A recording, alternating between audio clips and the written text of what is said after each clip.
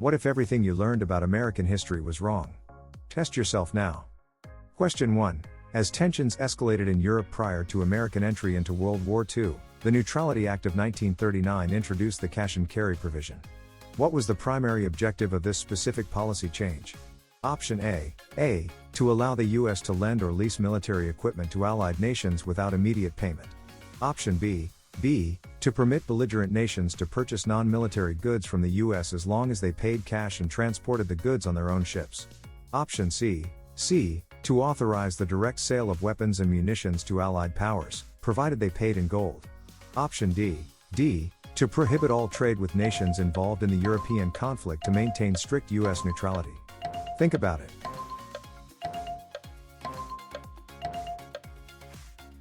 The correct answer is B. To permit belligerent nations to purchase non-military goods from the U.S. as long as they paid cash and transported the goods on their own ships. Your selection is correct. Cash and carry was a deliberate modification of neutrality policy to aid specific nations. Question 2. Following government control during World War I, the Esch-Cummins Act of 1920, also known as the Transportation Act of 1920, significantly restructured the American railroad industry. What was its most notable provision regarding government oversight and private ownership? Option A. It mandated permanent federal ownership and operation of all major railroad lines. Option B. It returned railroads to private control but strengthened the Interstate Commerce Commission, ICC, with new powers to regulate rates, mergers, and labor disputes. Option C. It established a new federal agency solely responsible for building and maintaining a nationwide high-speed rail network. Option D. It dissolved all existing railroad monopolies and promoted fierce competition through deregulation. Think about it.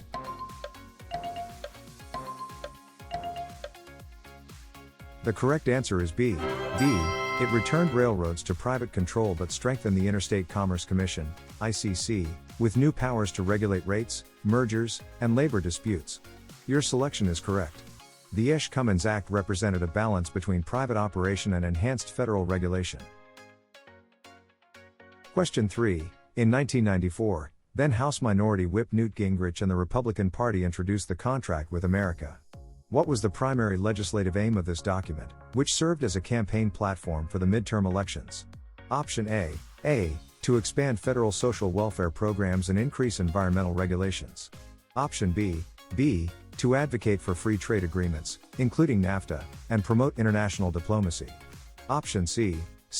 To propose a series of conservative legislative reforms, including welfare reform, tax cuts, and a balanced budget amendment, within the first 100 days of a Republican-controlled Congress. Option D. To establish a national healthcare system and expand federal funding for public education. Think about it.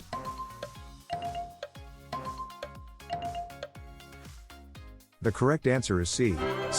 To propose a series of conservative legislative reforms, including welfare reform, tax cuts, and a balanced budget amendment, within the first 100 days of a Republican-controlled Congress.